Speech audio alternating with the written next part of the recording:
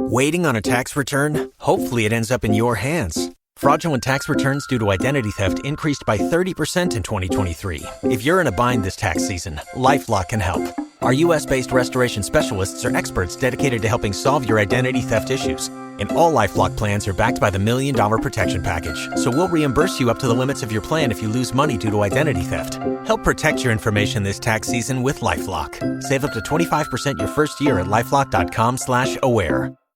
Welcome to Radical Personal Finance, a show dedicated to providing you with the knowledge, skills, insight, and encouragement you need to live a rich and meaningful life now while building a plan for financial freedom in 10 years or less.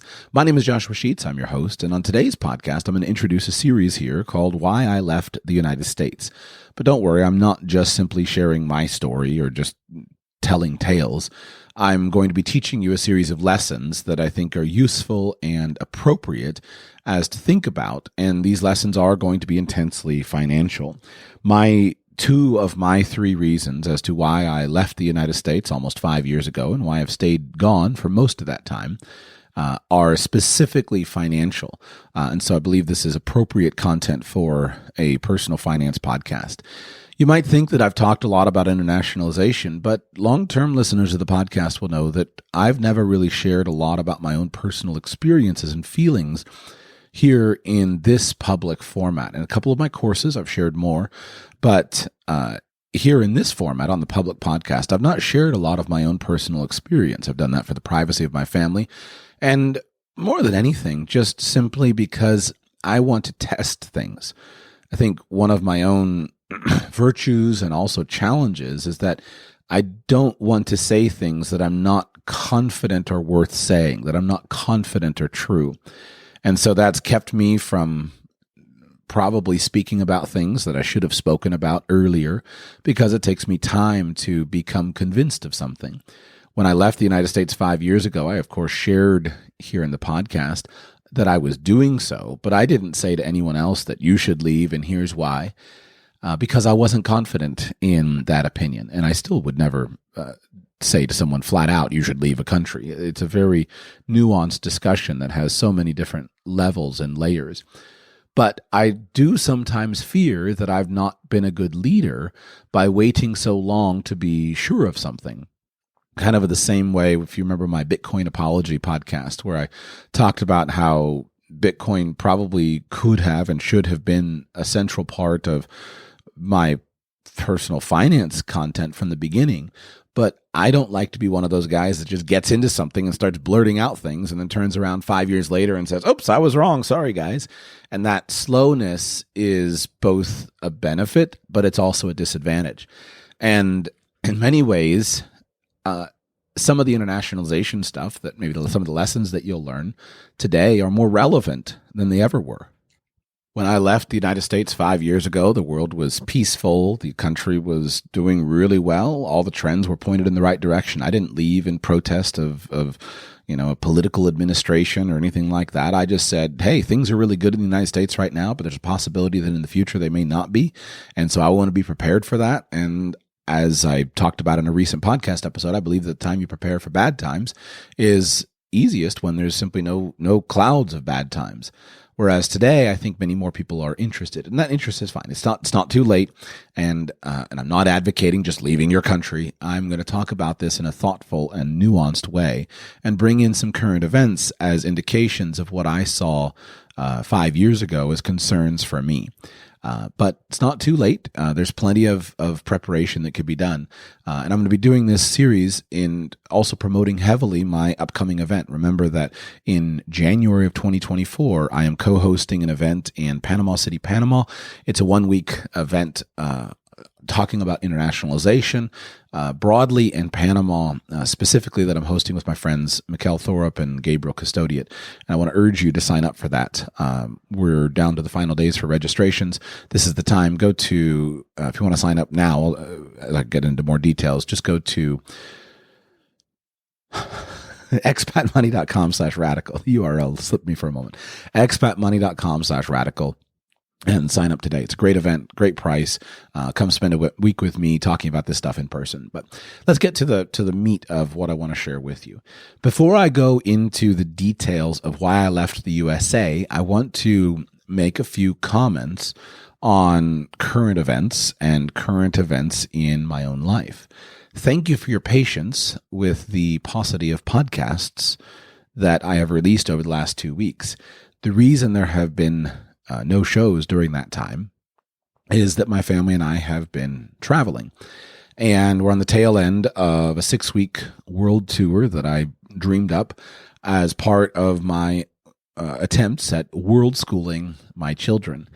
I don't know about you, but I've always been fascinated with the topic of world schooling as a great someone who has great interest in education broadly, schooling specifically, homeschooling, etc., and has the resources and time and interest and inclination to try to give my children everything I possibly can give them. I've always been fascinated with this term, world schooling. It's such an evocative term. It immediately pictures something in your mind that I think most of us would say, yes.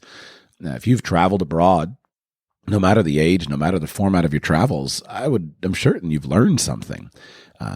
Foreign travel is one of those things that has a tendency to open our eyes in a way that few other things can, and broaden our horizons, broaden our perspectives, challenge our concepts. And when you compare that to the almost certainly dull experience that you had in school, there's just a sharp comparison and contrast there between the evocative nature of world schooling and government schooling. One is dreary and dull and death by lecture. The other is exciting and innovative and imaginative. But I myself have always been a cautious implementer of world schooling versus a full-throated supporter of it. I respect a lot of people in a lot of the different theories that people have in the homeschool community, some of the different things that people are testing. I think it's lovely to have these things tested and tried. And one of the more interesting segments of the population of home educators that I've studied a lot has been those of the so-called unschoolers, those who basically try to throw out everything associated with formal, forced schooling and substitute something else that is frequently dubbed unschooling, for lack of a better name. And one segment of that is often world schoolers, and I just imagine a kid sitting under a palm tree in Nicaragua eating coconuts, surfing on the beach every day, and his mom saying, "Well, we unschool our children." I'm not pillorying this. This is truly what many people talk about, and I've always been quite skeptical of the educational value of pure traveling, pure going around. A museum is great, but a museum does not substitute for a well-written book explaining things at a level of understanding and depth that a well-written book, even a textbook, can provide. And I think that a lot of times what I observe that many world schoolers do is they substitute laziness for depth of education. And I myself think that academics are very important. But I do think that so-called world schooling can be and probably should be an extraordinarily useful tool in the hands of a thoughtful educator, because I'm convinced that the simplest way to think about learning is simply the process of making connections. And that those connections, I mean that in a metaphorical, abstract sense, but I also mean it in a quite physical sense of connecting neurons in your brain. The more layers there are to our knowledge and to our life experience, the more we can learn, because the more connections we can make.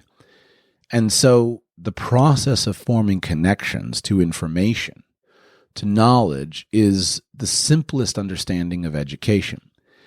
And the process of forming connections is best done when we meet ideas in a variety of contexts. rather than always in the same context. Learning researchers, for example, have done some experiments, and they claim that your learning of new material will be more effective if your physical place of study changes at different times. So this is obviously hard because we all know that having one place that we study every day at one desk and a good routine is probably the cornerstone of good learning, having a good routine.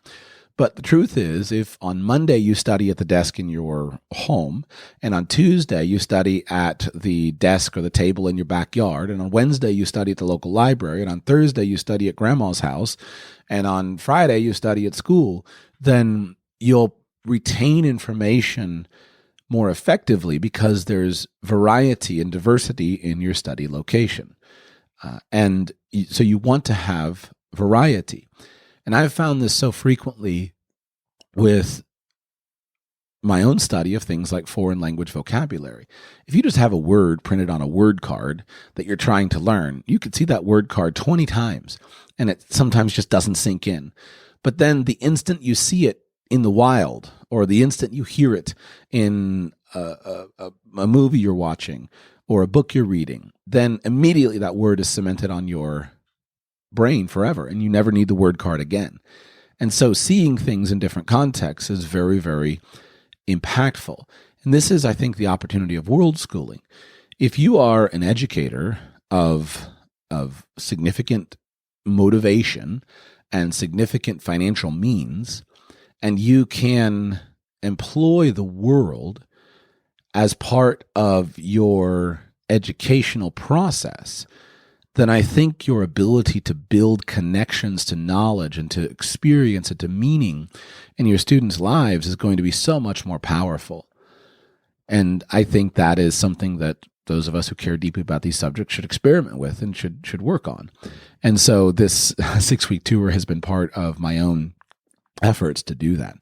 I've dismissed the idea at this point of the value of a lifestyle of nomadism. When I was younger, I wanted to be a backpack worker, a digital nomad, traveling around with just a backpack.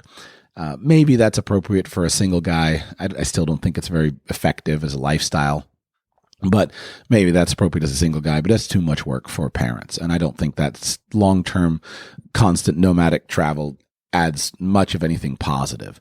I think having relatively modest trips done frequently, but having a good solid home base where you can build academic connections on a deep academic level and then reinforce those connections with experience and then go back and reconnect them with deep academics, to me, that seems the ideal way to approach a topic like world schooling. And maybe in some other format, I'll share more of what I've done to try to make good use out of it. We try to read various books, living books about each of the destinations that we've had in mind. The destinations have all connected to something that we've studied. And then we've tried to really embrace all of the world schooling opportunities along the way, et cetera. So I'll share some of that at another time. But the relevance at this point in time has to do with the importance of internationalization.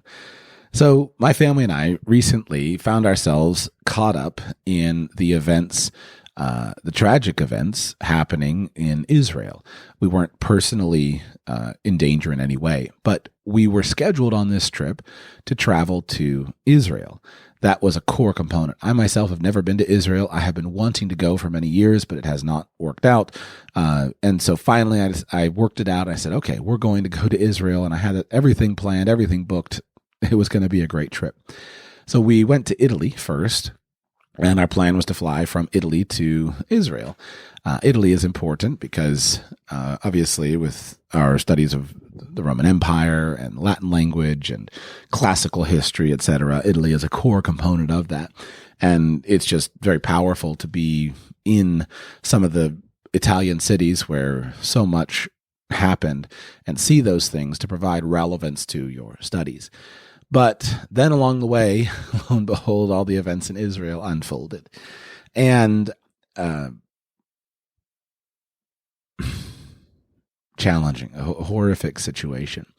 And I had to decide, okay, what do we do? do we continue to go? After all, I'm not that concerned about my own safety in Tel Aviv. You're probably pretty safe in Tel Aviv and in Jerusalem, etc. But the logistics of travel were insurmountable. Airlines canceling flights, etc. So I canceled the Israel trip. And instead of that, we went to England. And I was struck by how easy that decision was based upon all of the modern tools, all of the modern implements, and simply being able to travel the world freely.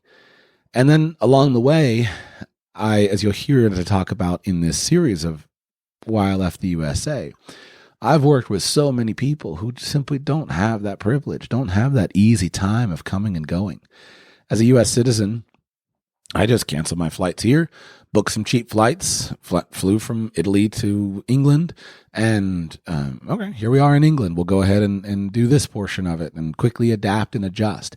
No prior planning necessary, nothing other than grab a few airlines, charge them to the credit card, book an Airbnb, boom, done. As an American citizen, I can enter England for 6 months. I can come back and forth. I'm pretty much footloose and fancy free. And what an amazing circumstance to be in. Now, contrast that with the challenge just of, this very day, right? This very day, we see the video of, from, where was it? Dagestan, Russia, something like that, where the local population of, I think, Russian Muslims finds out that there is a plane flying from Tel Aviv to their city, and they go and they stop the plane to basically waylay anybody who has an Israeli citizenship. And here they are taking away a guy with a mob, baying for blood, a guy who's got an Israeli passport. Unbelievable. And so this stuff hits close to home in terms of your ability to come and go internationally, your ability to move around the world freely.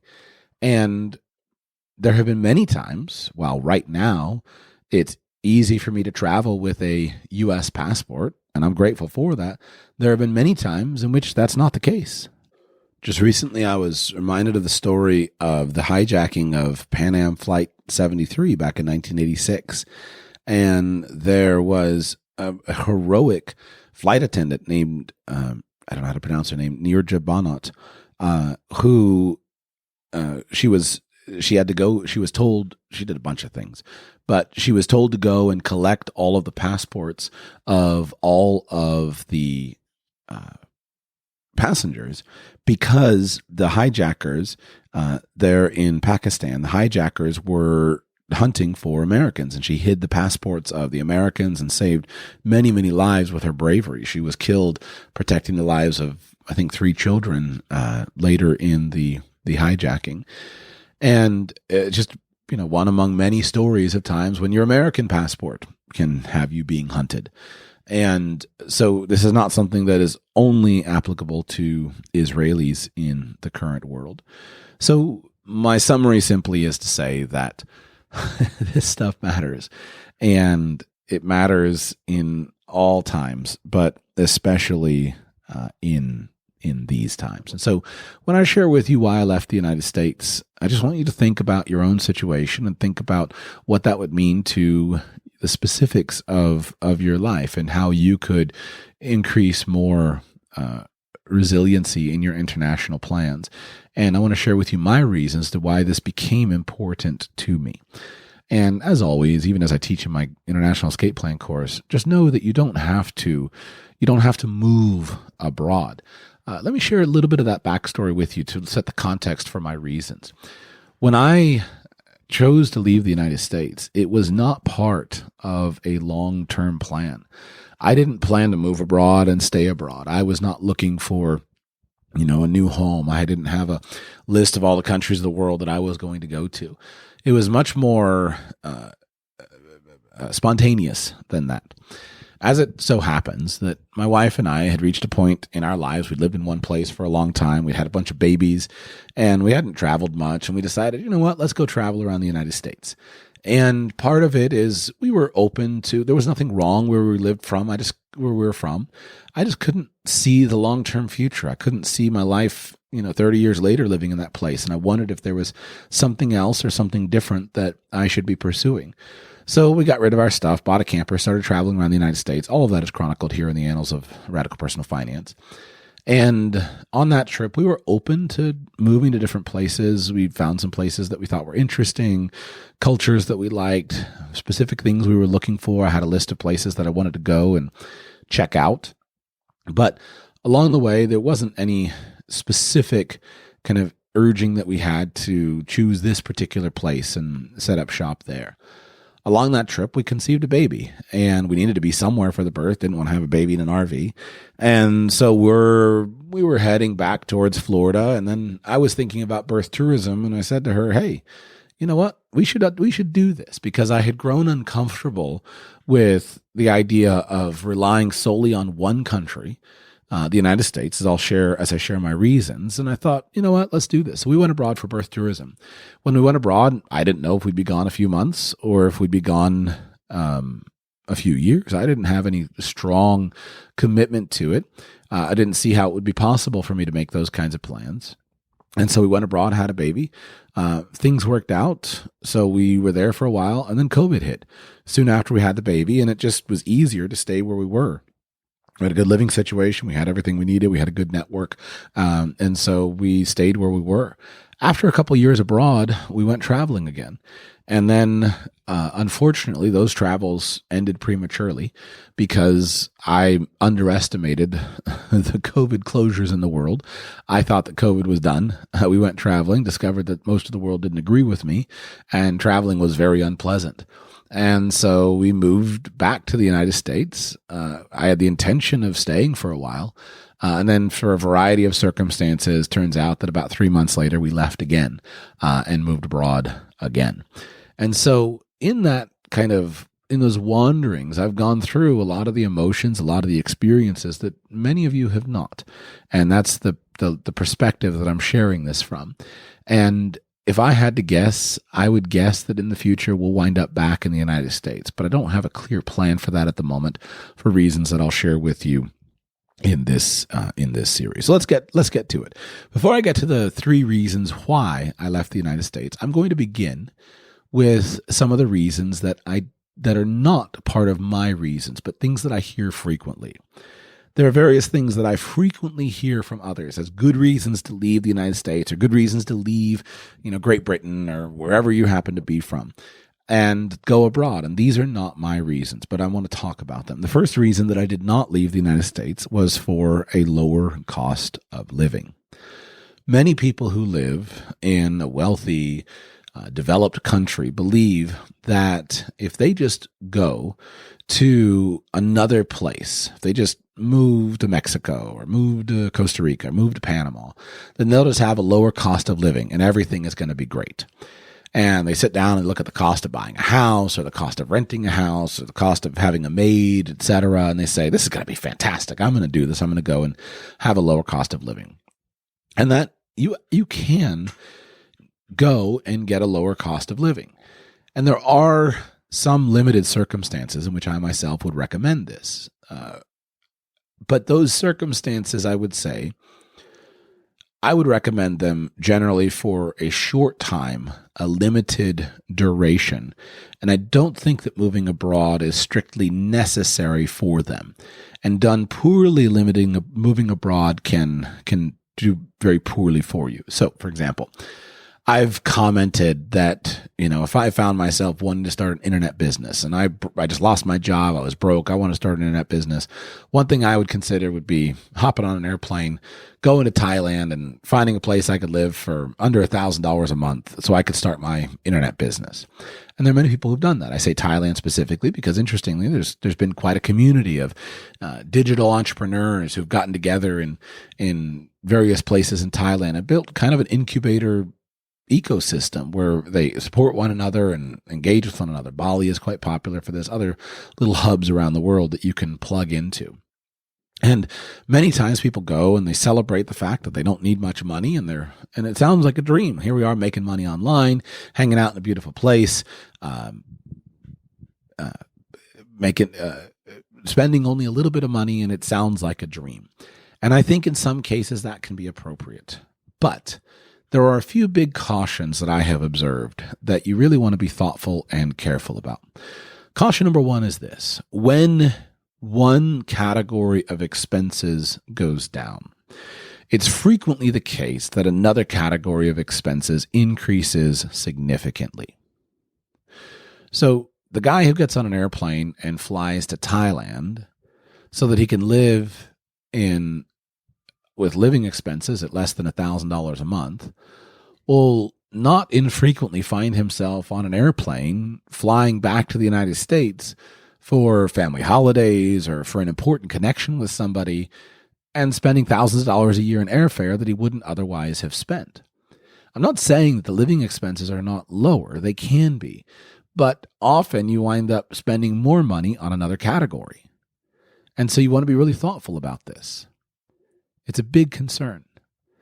The second thing is that in lowering expenses, especially if you're trying to be hardcore frugal, when you lower your expenses, frequently the actual lower costs come from a downgrade in lifestyle. So yeah, I moved from a place that, I moved from a place where it was super expensive to a place where the rent is cheaper. But in reality, I'm taking a big downgrade in terms of moving from a tier A city to a tier B city. I'm moving from a big, comfortable apartment to a small apartment, downgrading my appliances, downgrading many things. And this is much more palatable to some people in an international context than it is in a domestic context because it feels exotic. If you could live in Louisiana or Mississippi on the beach and not have an air conditioner, it would feel like you're suffering because you know the American culture and you're suffering without an air conditioner.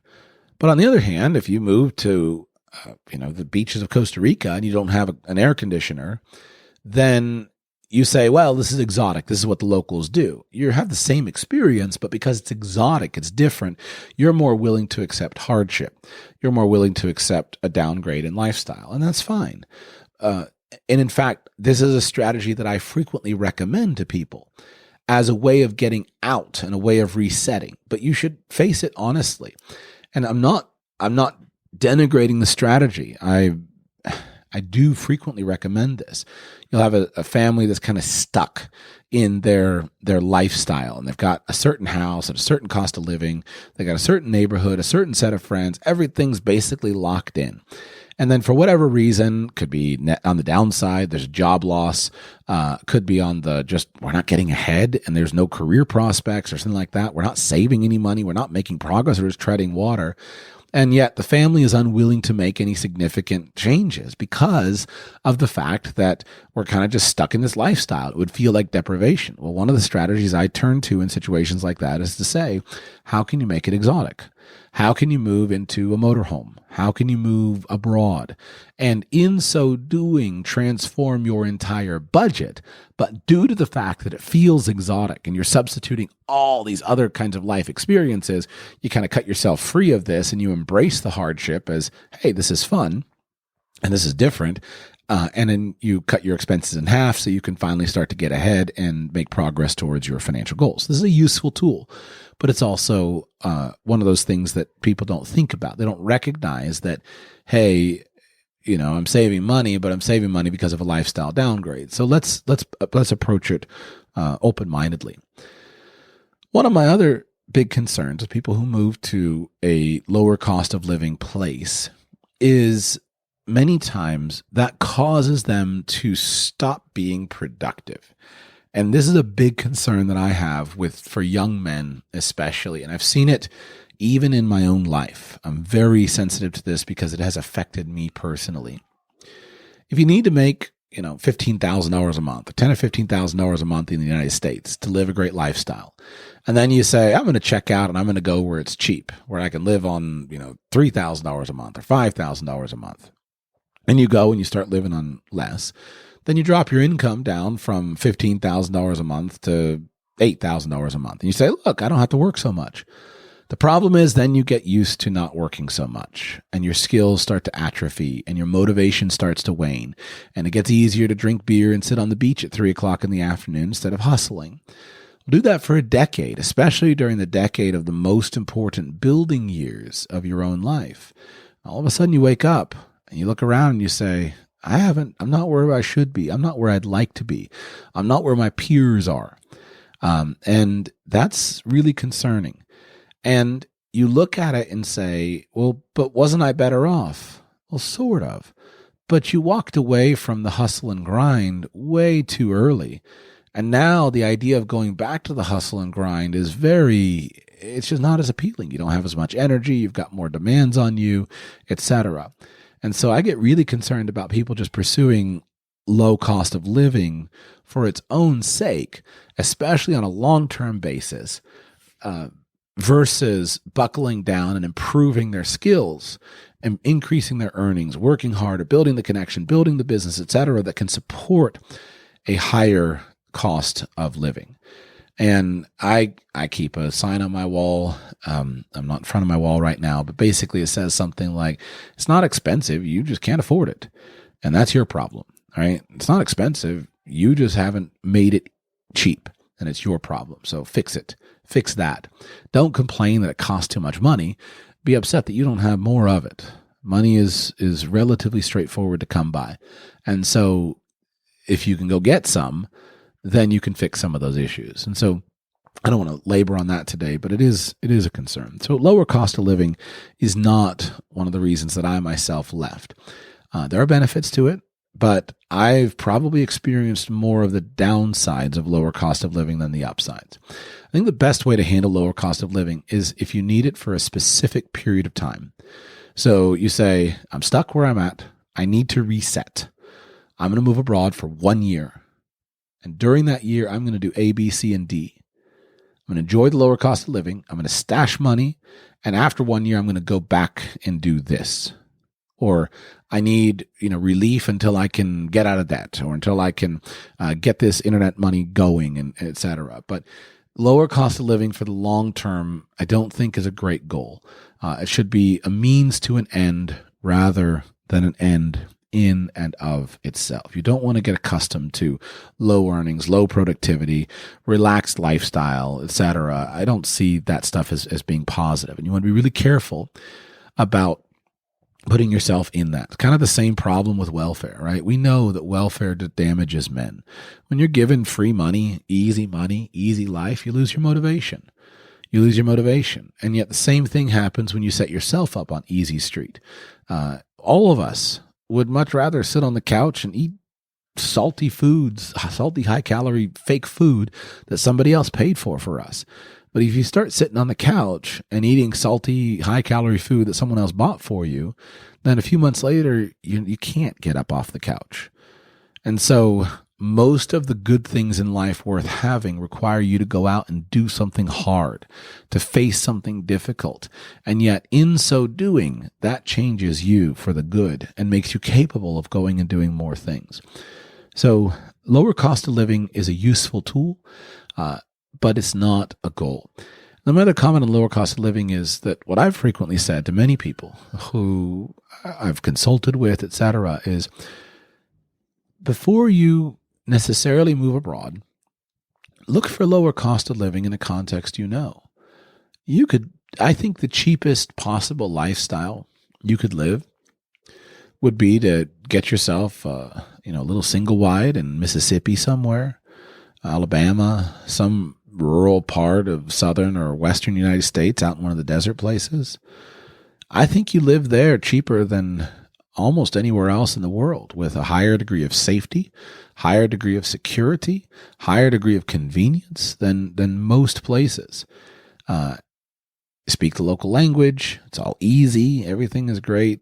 I think you should really consider those kinds of things before you just jump and move abroad. Moving abroad solves a different set of questions for you. And the biggest one that it solves in that situation is the exotic nature and the challenge. And so that can be a great tool for that. But lower cost of living was not one of my reasons. Second reason that I want to discuss that is not one of my reasons was concern about the collapse of the United States or various sub-collapses within that, right? A collapse of the dollar, a collapse of the economy, or hyperinflation, et cetera, things like that. I believe that these are all real risks and threats, and they are worth preparing for. And internationalization is an effective way of preparing for many of those things. But that's not why I specifically left the United States.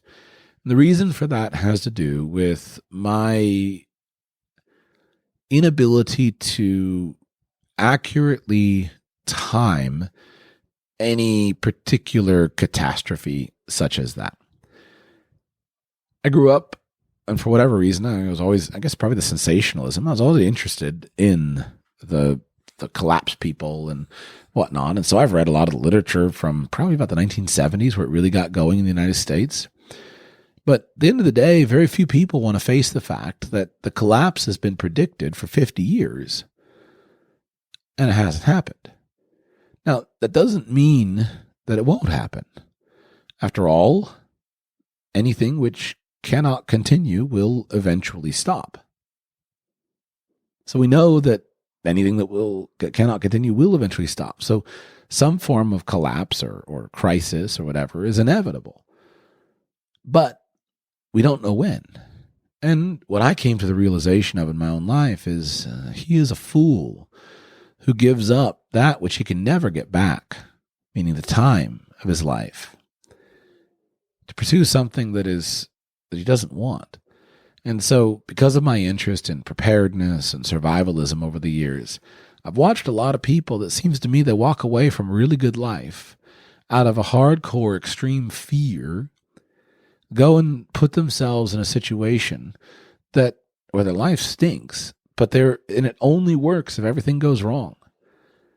And they wind up in some cases miserable, or they wind up just doubling down. And a few decades later, I ask, are you really living the life you want? Wouldn't you rather go back and do something different with those decades? I think where this impacted me the most was when a number of years ago, I followed quite closely a lot of people in again, I'm just going to call it the preparedness space, where they were focused very much on move out of the cities, move to a rural place, etc. And there were three leaders in that space that I looked up to. I appreciated some writers, some content creators, etc. And I'm not going to name their names. It's not important. But there were three of them. Fascinating thing to me. All three of them moved from the city out to the country because of collapse of society, blah, blah, blah, all the imminent catastrophe situations. All three of them, their wives left them after several years of being gone, divorced them, and moved back to the city. And I thought to myself, isn't that like the perfect example of catastrophe? Now, none of them, as far as I know, I stopped following them at that point. A man who will destroy his family and let that happen over, belief in the collapse of American society, to me, is not a man who has anything worthwhile to say. So I haven't followed any of their stuff since then. But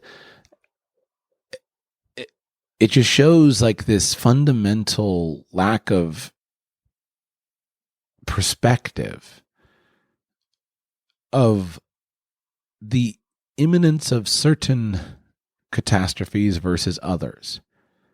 Here you are with your wife leaving you because you moved to the middle of nowhere and you were worried about societal collapse. And then a decade later, society is still ticking along. And yet you've had a collapse of your own society. And so all of that, much of that kind of collapse thinking and whatnot, while it may be true, it needs to be judged very carefully and held in perspective. I think the best way to approach this is using the motto of Jack Spirko, the guy who runs the Survival Podcast. His motto from the inception of his show, his tagline of his show was, helping you to live a better life if times get tough or even if they don't. And all of your plans should reflect the ability for you to love your life to the extent possible, or to be enthusiastic about the way and the where and the how you're living now, if everything is going great, as well as if everything doesn't go great. You don't want to go and do something that you would only do if there were a collapse of some kind. You don't want to go and lose years and decades of your life over something that probably won't happen, because collapses, when they happen, are very slow and they're very uneven in their effects. And so I believe in the importance of preparing for financial collapse, catastrophe, crisis, etc., hyperinflation. I believe that's all important. I got a whole course on it. But you don't have to go and move abroad for 35 years waiting for the collapse. And I think that thinking is poisonous to progress, because what it causes you to do is to rejoice over bad news and to rejoice over conflict because it's going to vindicate you in some way. When a man makes a commitment to a certain position, then it causes him to only see things that are going to vindicate him. And so that guy who moves to the middle of nowhere, and because he's concerned that the world is going to fall apart, all he sees is confirmation of his viewpoint. That's why he won't move back to the city to keep his marriage together, because for him to do so would mean to admit that he was wrong, and he won't do it. And so all he sees is non-stop, ever-continuing confirmation of his viewpoint. He won't see anything else, because as human beings, we don't believe what we see what we believe. We all do. And so we need to be really thoughtful and careful about forming our beliefs, because we're going to see what we believe. We're not going to believe what we see. It's a very unusual personality and or skill that allows someone to disassociate himself from his beliefs and study something factually. I believe it's something that we can develop in ourselves. I would like to think that I've done that to some degree. I don't want to fool myself, because, of course, maybe I just am seeing what I believe. I believe that about myself, and so therefore I see it. But I do my very best, and that's all any of us can do, is try to account for this weakness that we have as human beings. But we need to be very careful and try our best to disassociate from our own interests in a scenario and study the facts as best we understand them, in order to do our best to make a plan with those facts for any decision that we're making. And if we do that, then I think we can make better decisions. If your thinking process requires you to believe something negative, be very thoughtful about that. And even if you think that's the most likely outcome, in many cases, you should reject that thinking. Let me give you an example of a heuristic that I use and I teach my children that I think is really important. I do this because in 1 Corinthians chapter 13 in the Bible, it says, love believes the best, or what's one translation of love. And I believe that I, as a Christian, and all Christians, should always believe the very best thing possible about other people. And I'm imperfect at it. It's very hard to do in some circumstances, but I continually remind myself. So let's say that something happens to you. Someone offends you. Someone says something to you, or whatever. Someone does something. You need to always discipline yourself to believe the very best interpretation of that event that you can possibly believe. And so if somebody cuts you off in traffic, and you have two choices. Choice A is this guy is a careless jerk. Choice B is this guy is driving his pregnant wife to the hospital and she's screaming, the baby's coming, and that's why he cut me off. Then just discipline yourself to automatically choose B. Man, that guy is sure in a hurry. He must have some good reason to do that. Now, we all know that this is probably not true in 80% of the cases. But the beauty of this kind of thinking is it frees you from any kind of negative reaction. So if somebody cuts me off in traffic, and I just say, man, that guy sure is in a hurry. He didn't see me. He must have a real reason why he's got to go there. Then it completely transforms my experience of that event in a positive way. Now there's zero emotional stimulation. There's zero reason. And if I have anything negative to say, it's just gone. It's gone. Now, notice that I said we want to believe the very best possible version of anything that you can believe. So if somebody cuts you off in traffic, stops his car, gets out and starts waving a gun at you, I'm not saying you tell yourself some ridiculous thing like he's waving a gun in my face and he's waving a gun in my face because his wife is pregnant and needs to go to the hospital. Believe that this guy is going to kill me, and so what do I need to do in this situation? But at the end of the day, discipline yourself to find the best possible version of the events that you can.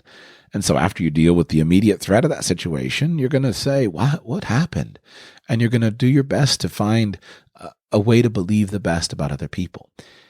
If you're wrong in that direction, let's say that you know you're wrong in that direction, and 20% of the time people are going to abuse you, they're going to take advantage of you in some significant way. You are so much better off having that mindset about life than you are the other, where you go through life thinking that people are out to get you. I know some people that are like this, and I try to believe the best about them, and I also try to disassociate myself from them as much as is possible because it's toxic. They go through life thinking that people are out to do them ill, and it's like they actively choose the worst possible explanation in any situation. The best that I can believe about those persons is that they just don't recognize what is happening to them, and they haven't asked me for my input on it. And so this is, forgive me, I've lost my train of thought. I guess what I was trying to say is that if you can, I think what I was trying to say is that if you can look at circumstances, you can possibly interpret them in a positive way, then do that. And so look for reasons why things are getting better. Look for reasons why collapse won't happen, and then just prepare, but don't commit your life to that kind of negative perspective. Prepare for what is possible while believing in what is what you want to happen.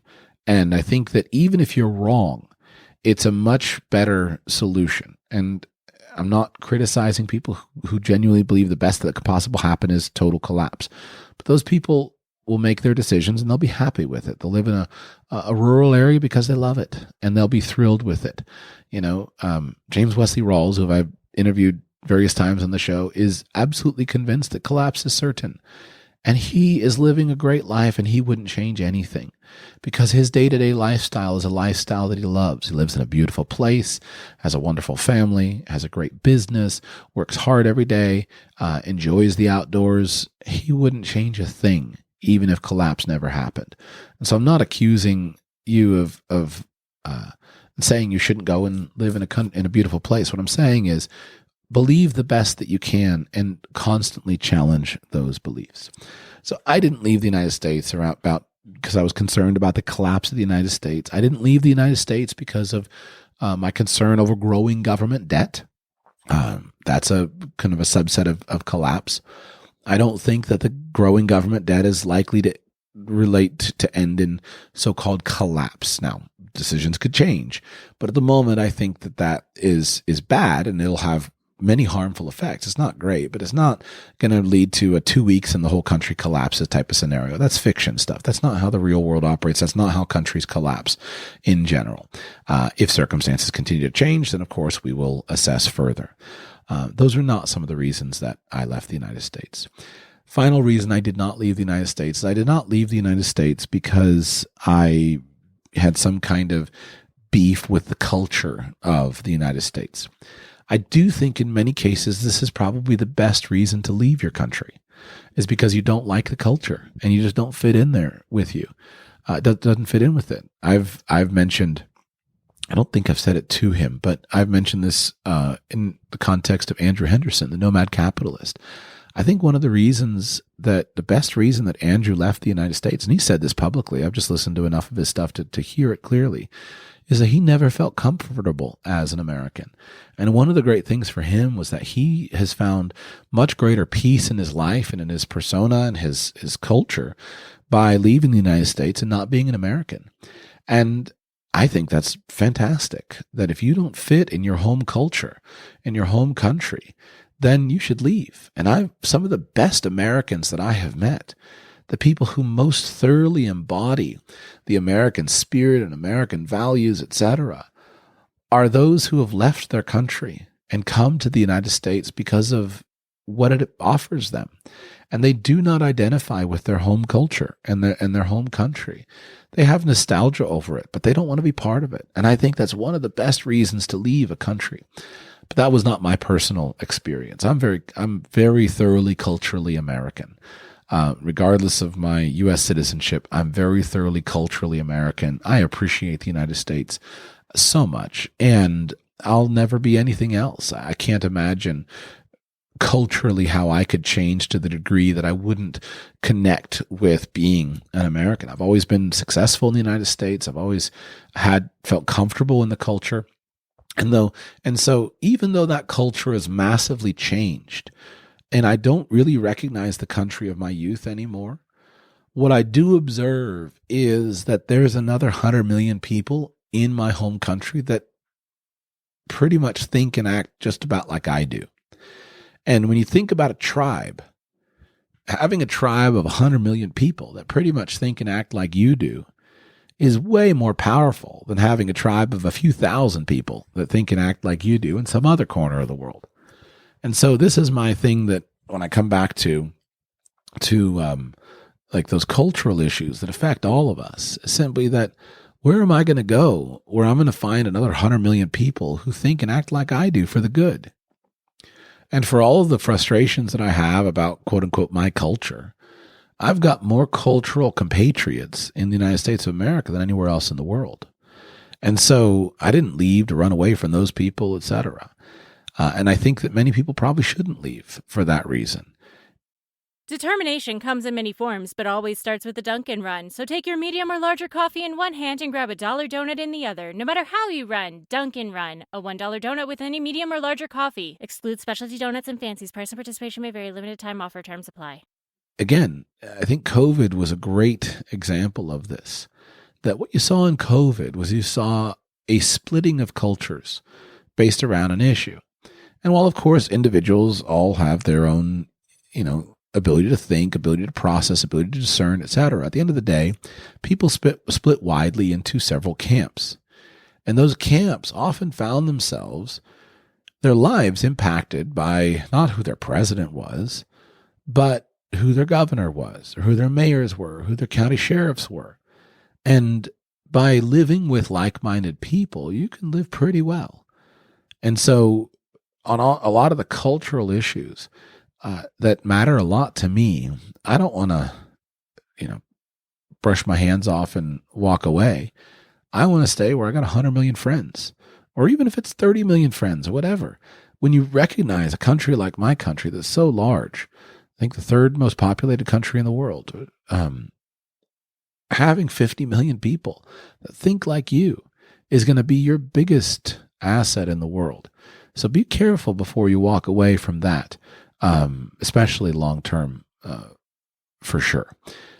There are good reasons to live near friends. And because of the tremendous diversity of living lifestyles and living conditions and places you can live in the United States, you can get around a lot of your friends and live a pretty happy, insulated life in the United States.